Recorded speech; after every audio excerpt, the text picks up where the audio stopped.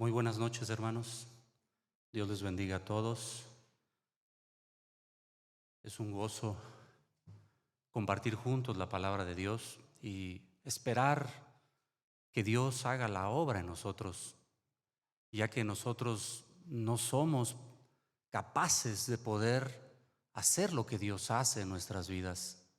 Cada día Él transforma nuestras vidas, nos pule, nos enseña, nos confronta. Y ese es el objetivo de acercarnos a su palabra cada día. Sin duda, Él es el que abre nuestros ojos y nos hace ver las cosas que no podemos ver. A Él sea la gloria y la honra. Vamos a leer un texto, hermanos, que hemos leído muchas veces. Está en Apocalipsis capítulo 3. Creo que lo hemos leído una vez todos los que hemos pasado aquí. Y es que es algo muy importante lo que Dios quiere en nosotros. Capítulo 3, verso 18. Dice la palabra de Dios: por tanto, yo te aconsejo que de mí compres oro refinado en fuego para que seas rico, y vestiduras blancas para vestirte, y que no se descubra la vergüenza de tu desnudez, y unge tus ojos con colirio para que veas. ¿Pero qué tenemos que ver? Oremos al Señor. Bendito Rey, en esta noche te damos gracias. Nos has permitido un día más de vida, Señor, y sin duda nos acercas a tu presencia. Nos haces ver las cosas que tenemos que poner atención, en las cosas que tenemos que llevar nuestra vida hacia ti, las cosas que son necesarias, Padre, y que solamente tú puedes hacer en nuestras vidas. Te damos gracias por esa misericordia, que cada día podamos entender, Señor, tu propósito y que vayamos avanzando hacia la salvación, a esa completa salvación que tú deseas en nuestras vidas. Te damos gracias en el nombre que es sobre todo nombre. Aleluya.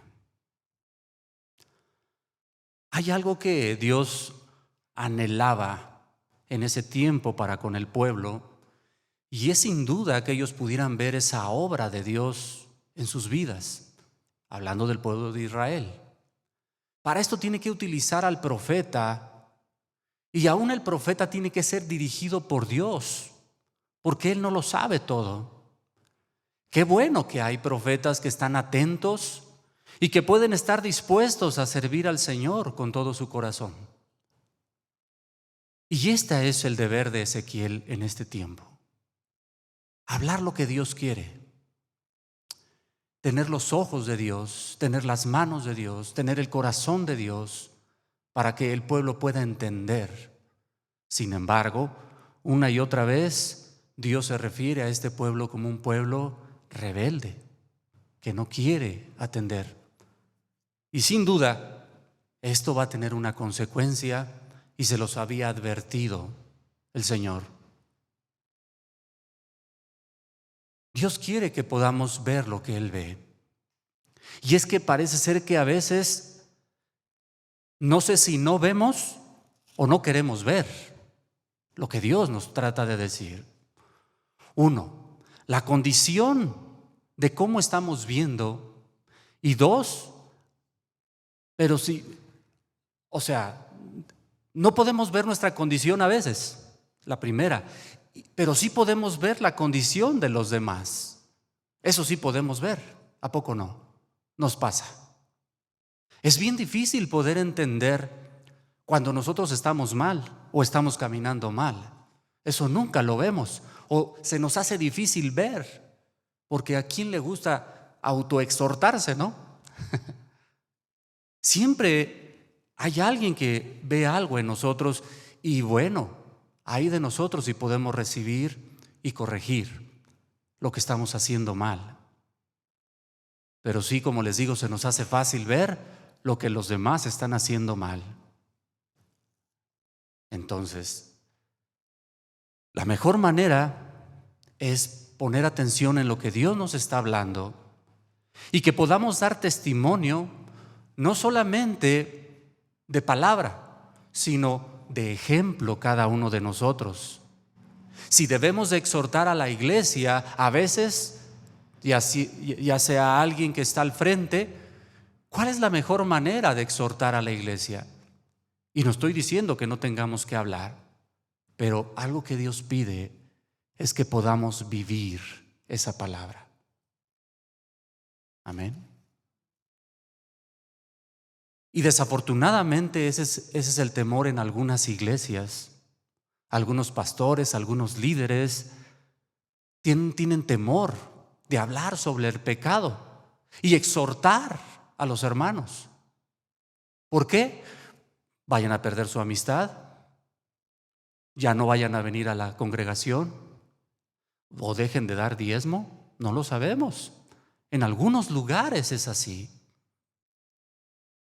Y gracias a Dios porque, no sé, aquí se predica la palabra. Y a veces ha dicho el pastor, pues no sé por qué tengo que hablar de esta manera, pero ¿es necesario o no? ¿Sí, hermanos? ¿A usted le gusta que Dios le exhorte?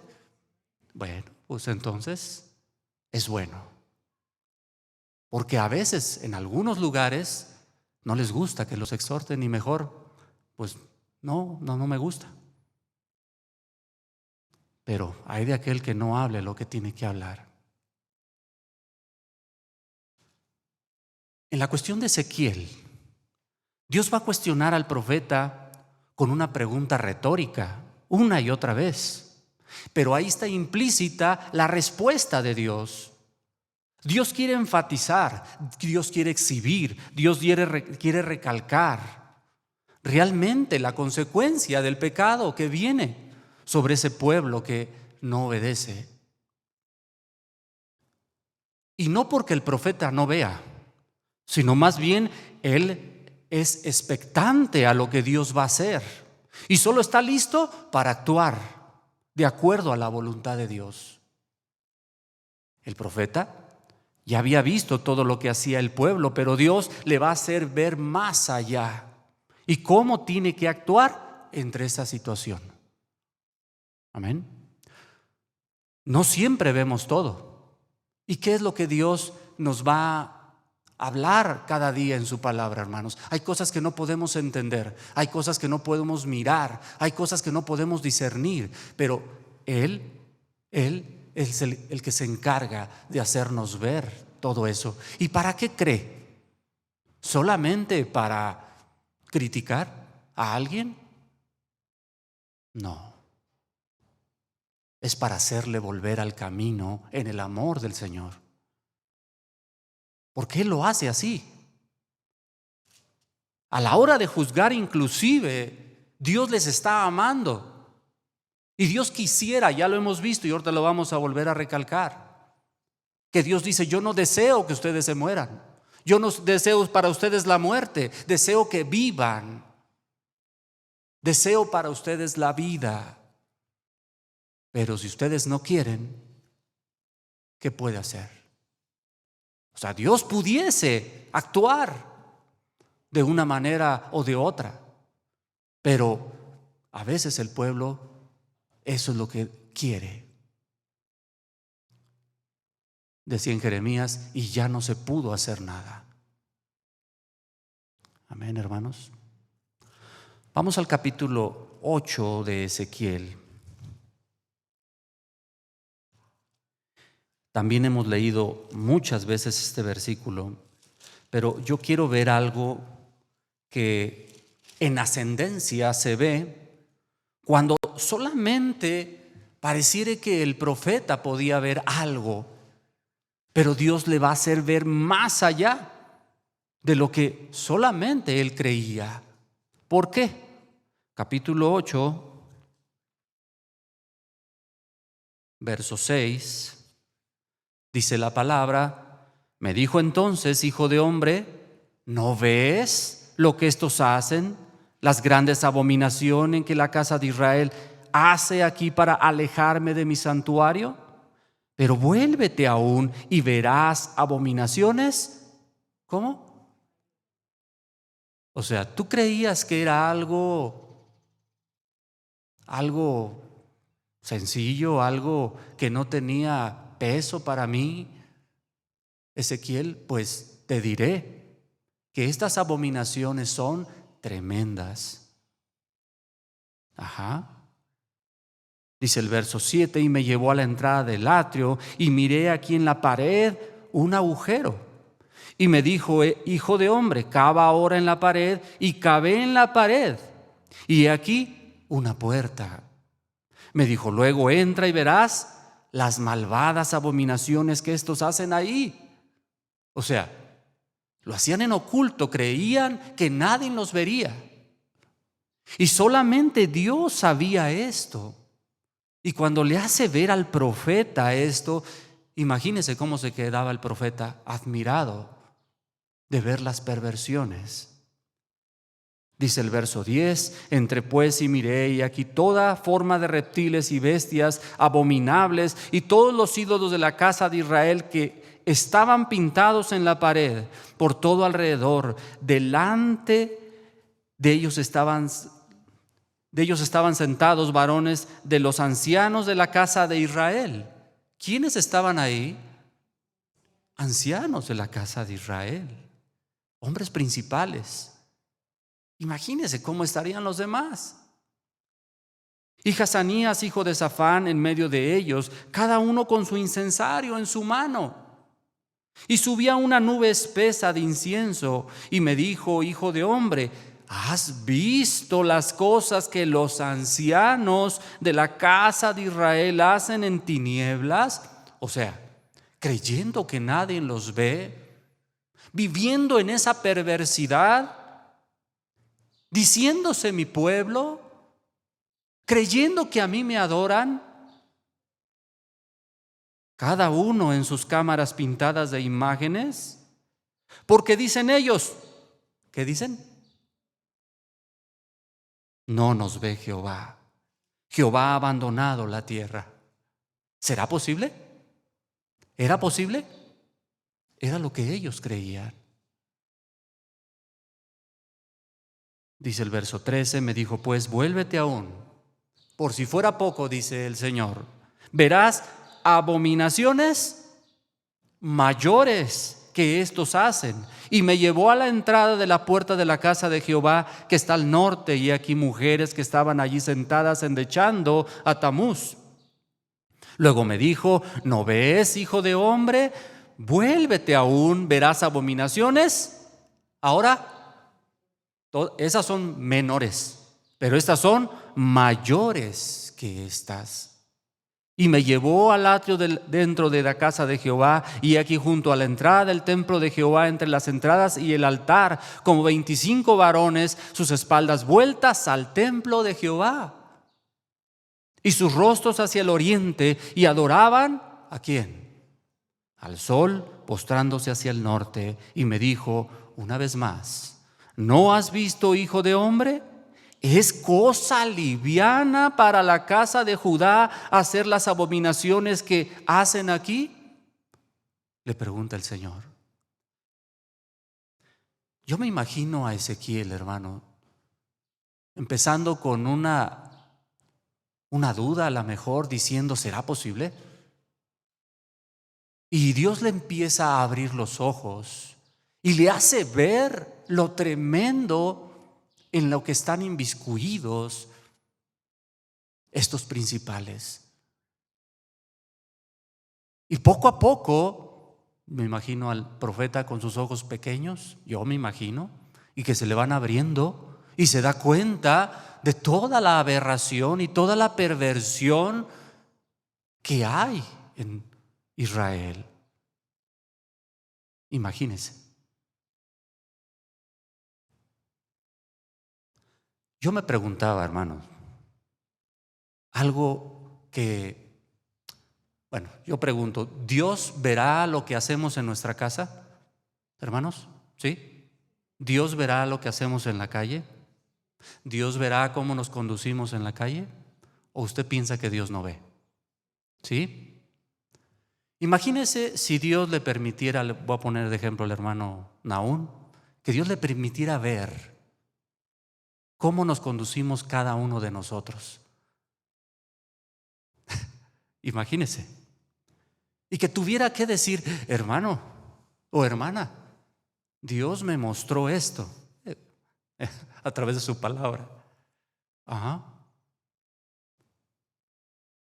Y que tuviera que hacerlo físicamente y yendo a cada uno de nosotros para decirnos, hermano, hermana, yo creo que ya nadie vendría. Pero no debería de ser así. Al contrario, debería de darnos ¿qué? Vergüenza de decir que somos, pero no sé. ¿Sí, hermanos? ¿Me explico lo que me estoy tratando de entender con esto que está diciendo aquí el Señor? En donde Dios le hace ver al profeta la tremenda situación en la cual está viviendo este pueblo y que no puede ser así. Un pueblo que fue escogido, apartado por Dios para adorarle y que fuera su esperanza viva en esta tierra. Y de repente es de esta manera. Se queda corto el Señor cuando dice, ustedes son iguales que Sodoma, que Gomorra, a Oliva, que todo lo que le está diciendo.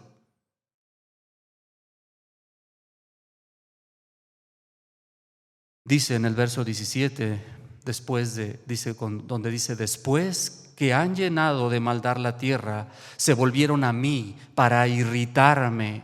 He aquí que aplican el ramo en sus narices, a sus narices. Pues también yo procederé, dice el Señor, con furor, no perdonará mi ojo, ni tendré misericordia, y gritarán a mis oídos con gran voz, y los oiré. No, dice, no los oiré. ¿Y será que Dios no oye? No va a atender a sus ruegos. Ellos clamarán y no les escuchará el Señor, les dejará. Me imagino como cuando fueron llevados a Babilonia y gritaban y lloraban y se lamentaban. ¿Dios los podía haber librado? Sí, pero Él lo había hecho así. Él dice en algún momento, y mi siervo Nabucodonosor. Dios utilizó esa nación para llevar a su pueblo. Y qué tanto amor tenía su pueblo que allá los llevó y allá les dijo, allá les seré como un santuario, un pequeño santuario. Si ustedes reconocen su pecado, se arrepienten, se vuelven a mí de todo su corazón.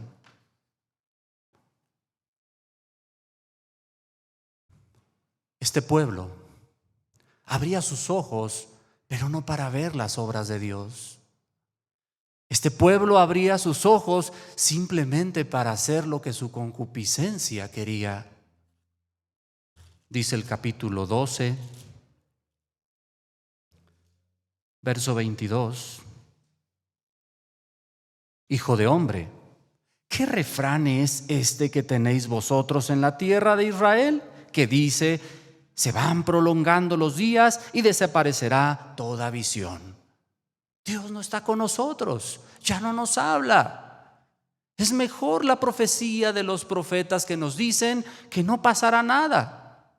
Capítulo 13, verso 3.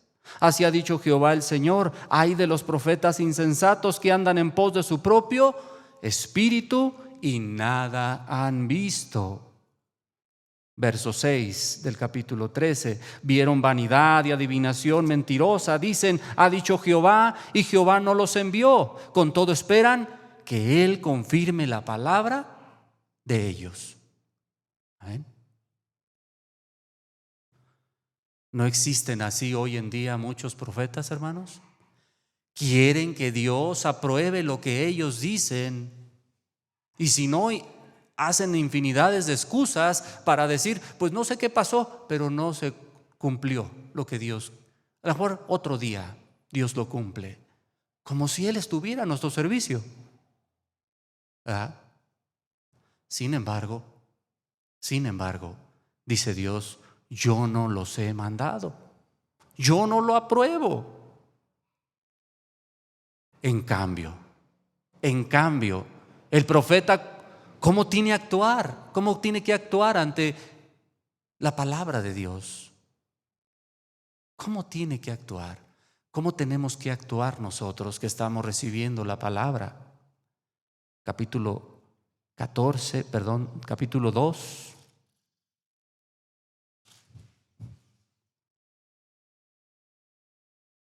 Verso 6, que también ya lo hemos meditado. Y tú, hijo de hombre, no les temas, ni tengas miedo de sus palabras. Aunque te hallas entre zarzas y espinos y moras con escorpiones, no tengas miedo de sus palabras, ni temas delante de ellos, porque son casa rebelde. Les hablarás pues mis palabras, escuchen o dejen de escuchar, porque son muy rebeldes. Mas tú, hijo de hombre, oye lo que yo te hablo. Esa palabra, hermano, es para nosotros también. Oye lo que yo te hablo, no seas rebelde como la casa rebelde. Abre tu boca y come lo que yo te doy. Eso es lo que tenemos que hacer. Y como lo hacía el profeta. Qué gran diferencia entre este profeta y el profeta Jonás, aunque Dios actuó haciendo su voluntad. Cuando él escuchó la palabra de Dios, ¿qué hizo? Y era la voluntad de Dios, pero él se fue a otro lado. Pero Dios cumplió su voluntad a pesar de todo. Sin embargo, a veces así somos nosotros también.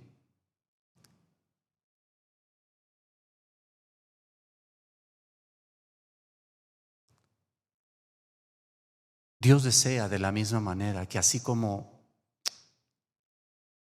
yo creo que la mayoría de los profetas escucharon su palabra, obedecieron conforme la voluntad, algunos a regañadientes, otros con temor, otros forzados, pero Dios hacía la voluntad de Dios en sus vidas a pesar de todas esas deficiencias que pudiesen tener, porque ni uno era perfecto. Sin embargo, hermanos, sí tenemos que ver las cosas que nos enseñan hoy en día para nuestras vidas, cómo tenemos que aplicarnos nosotros también. Desechemos lo malo, las cosas que en ellos fallaron también, pero tomemos las cosas buenas, que al fin de cuentas Dios es el que se encarga de corregirnos, de dirigirnos, de hacer su voluntad en nuestra vida, de abrirnos nuestros ojos y darnos cuenta de cómo tenemos que vivir.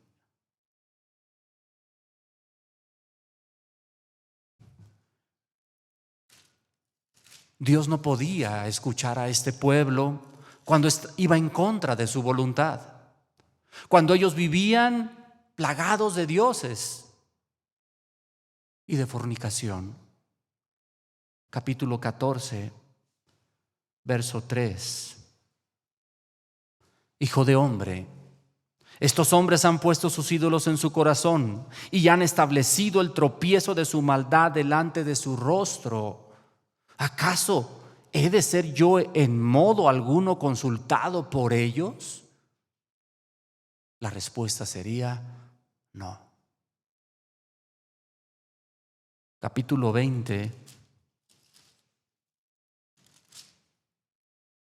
verso 3 y 4. Hijo de hombre, habla a los ancianos de Israel y diles: así ha dicho Jehová el Señor, ¿a consultarme venís vosotros? Vivo yo, que no os responderé, dice Jehová el Señor. ¿Quieres tú juzgarlos? ¿Los quieres juzgar tú, hijo de hombre? Y mire la respuesta, que también nos concierne a nosotros. Hazles conocer las abominaciones de sus padres. Amén. Yo podría decirlo así: amas a tu hermano, amas a tu semejante, exhibe su pecado en el amor del Señor.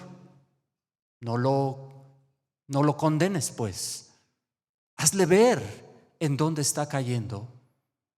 Hazle ver su error. Ojalá se arrepienta y se vuelva al Señor, porque habrás ganado un alma. Aleluya. Pero pidamos dirección al Señor. Como les decía, primeramente, yo creo que es importante ser ejemplares antes que hablar. Porque podemos hablar muy bonito, pero si no damos ejemplo, hermanos, de nada sirve. Tiene que tener peso el hecho de hablar la palabra con nuestro testimonio, con nuestra vida. Amén. Sin duda Dios nos confronta con el pecado, hermanos. Primero a nosotros cuando meditamos su palabra y después si necesitamos hablar. En el capítulo 22, verso 2, una vez más le dice el Señor a Ezequiel: hijo de hombre, ¿no juzgarás tú a la ciudad derramadora de sangre y le mostrarás todas sus abominaciones? La respuesta es: tienes que hacerlo porque es necesario. ¿Cuánto más verás que caiga este pueblo?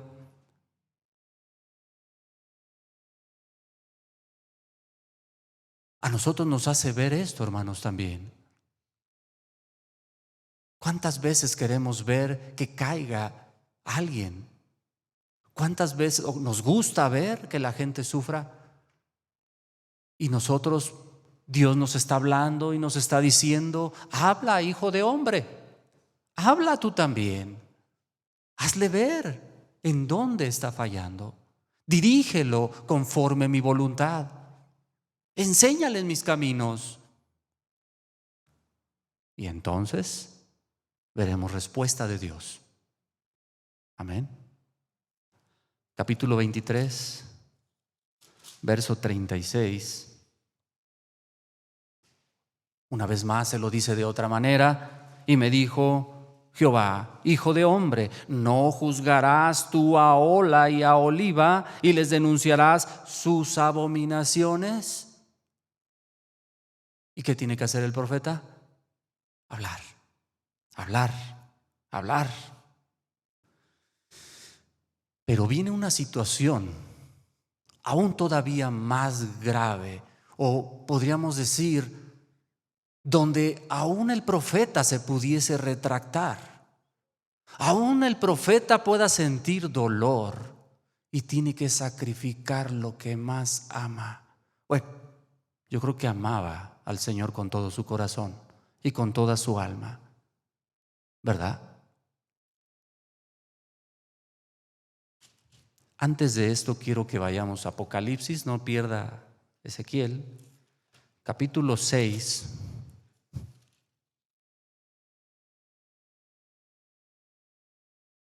Capítulo 6, verso 9. ¿Ya lo tiene? Cuando abrió el quinto sello, vi bajo el altar las almas de los que habían sido muertos. Mire, ¿por qué? ¿Habían sido muertos por qué? Amén. Y por el testimonio que tenían. Por eso fueron muertos, no por otra cosa. Y clamaban a gran voz diciendo: ¿hasta cuándo, Señor santo y verdadero, no juzgas y vengas nuestra sangre en los que moran en la tierra? Pero mire lo que dice el Señor: y se les dieron vestiduras blancas y se les dio que descansasen todavía un poco de tiempo, hasta que se completara el número de sus consiervos y sus hermanos, que también habían de ser muertos como ellos. Imagínense, lo que les espera o lo que nos espera a los que vivimos de acuerdo a la voluntad de Dios. Que podamos morir, hermanos, haciendo la voluntad de Dios es algo preciado, porque habremos ganado más que perdido mucho en esta tierra. Por más que sea lo más difícil que podamos ver o tener. ¿Por qué le digo esto? Porque si vamos a Ezequiel capítulo 24, ya sabe lo que voy a hablar. Verso 15, ¿qué le dice Dios a Ezequiel? Yo creo que era la misma palabra que usó cuando Jesús le dijo a Pedro: Pedro, ¿me amas? Pedro, ¿me amas? Pedro, ¿me amas? Y bueno, dice en el verso 15: vino a mi palabra de Jehová diciendo: Hijo de hombre, he aquí que yo te quito de golpe a ti el deleite de tus ojos. No endeches, ni llores, ni corran tus lágrimas. Reprime el suspirar, no hagas luto de mortuorios. Ata tu turbante sobre ti, pon tus zapatos en tus pies y no te cubras con rebozo, ni comas pan de enlutados. Y diría el profeta: pues, ¿qué me quieres decir, Señor? Hablé al pueblo por la mañana y a la tarde, ¿qué dice? Murió mi mujer. Y a la mañana hice como me fue mandado. Qué varón tan aguerrido, ¿no? Y valiente. Yo puedo entender, hermanos, cómo alguien que ha podido entender la voluntad de Dios, el propósito de Dios, sigue firme a pesar de cualquier situación. Dios sabía que era el deleite de sus ojos, por eso se lo dice aquí. ¿No amaría a su esposa? Yo creo que sí. Pero mire, ¿dónde tendría su mirada este profeta? A pesar de que le permitió un tiempo de vida, no nos dice su edad, no nos dice realmente cuánto llevaban de casados, no sé. Pero algo que sí nos dice es que él le pide algo y él lo toma de parte de Dios y está dispuesto a obedecer. ¿Por amor a quién? Diríamos, ¿a un pueblo rebelde? ¿Se lo merecerían? Fíjese nada más, ve el amor que Dios tiene por ese pueblo. ¿Hasta dónde? Y bueno, aquí pudiésemos sacar muchas conclusiones, pero no es el caso, ni es el propósito, ni es el tema. Pero Dios le pide algo al profeta y él cumple cabalmente lo que le está poniendo. Dice que él habló, dice el verso 18: hablé al pueblo por la mañana y a la tarde murió mi mujer, y a la mañana hice como me fue mandado. Y me dijo el pueblo: ¿no nos enseñarás qué significa para nosotros estas cosas que haces? Para decir, y este profeta se volvió loco. Pero era una palabra que era necesaria y ellos pudieran entender cuánto amor tenía el Señor, que ellos pudieran entender y ver la obra de Él. Dice el verso 21: di a la casa de Israel, así ha dicho Jehová el Señor: he aquí yo profano mi santuario, la gloria de vuestros poderíos, el deseo de vuestros ojos y el deleite de vuestra alma, y vuestros hijos y vuestras hijas que dejasteis caerán a espada. Y haréis de la manera que yo hice. No os cubriréis con rebozo ni comeréis pan de hombres en luto. Vuestros turbantes estarán sobre vuestras cabezas y vuestros zapatos en vuestros pies. No endecharéis ni lloraréis, sino os consumiréis a causa de vuestra maldad y gemiréis unos a otros. ¿Y todo por qué, hermanos? Porque no abrazaron la palabra de Dios y apedrearon a los profetas y no recibieron la palabra. Lo bueno es que nosotros escuchamos y atendemos, ¿verdad? Dígame que lo vamos a hacer, que vamos a entender esa palabra, que queremos ser diferentes cada día. ¿Usted cree que Dios no desea eso, hermanos? Debemos ser un testimonio vivo al Señor cada día. Capítulo 24, verso 24, le dice el Señor: Ezequiel pues os será por señal. Este varón será un testimonio vivo. A pesar de todas las tribulaciones y todas las cosas que puedan estar pasando, él será un testimonio vivo.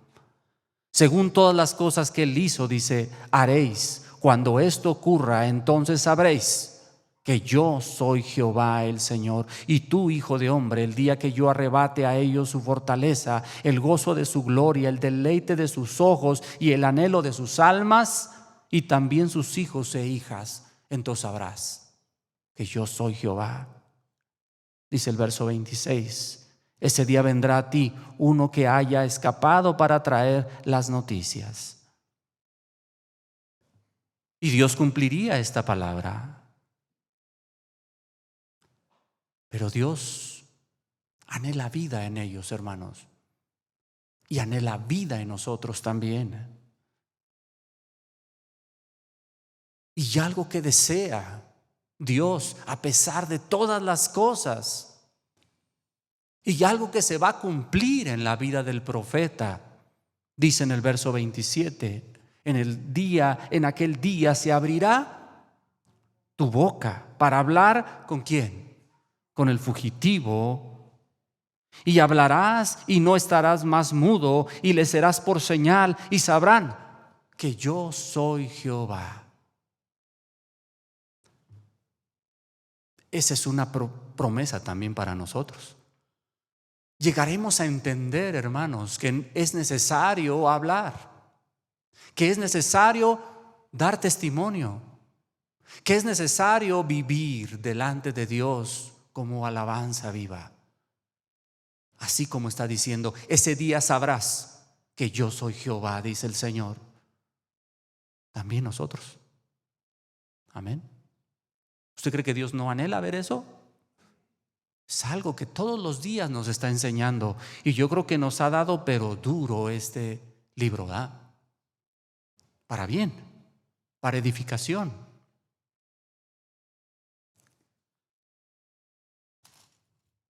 Dios anhela, hermanos, vida para nosotros. Y lo ha dicho una y otra vez. Desea abrir nuestros ojos. Capítulo 16, ya voy terminando. Capítulo 16, verso 59, también ya lo hemos leído.